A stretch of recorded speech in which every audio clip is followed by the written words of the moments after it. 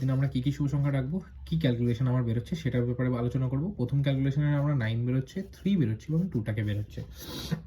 এদের সাথে কী নিয়ে ব্যবহার করবো একটু আলোচনা করবো। চলুন বন্ধুরা, 9-এর সাথে আমরা ব্যবহার করবো হচ্ছে 4, 7, 8। 7, 8-এর সাথে আমরা নিয়ে ব্যবহার করতে পারি 5, 5, 9। 3-এর সাথে আমরা কী ব্যবহার করতে পারি 6, 7, 0। 6, 7, 0-এর সাথে 1, 4, 8। 2-এর সাথে আমরা ব্যবহার করতে পারি 2, 3, 7। আর 2-এর সাথে আমরা ব্যবহার করতে পারি বন্ধুরা 2, 3, 7-এর সাথে 1, 2, 9।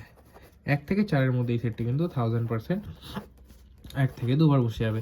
ভিআইপি সেটের মধ্যে কী ব্যবহার করবো আমরা 9, 1, 2, 7, 4, 3 এই 3টি শুভ সংখ্যা নিয়ে ব্যবহার করবো।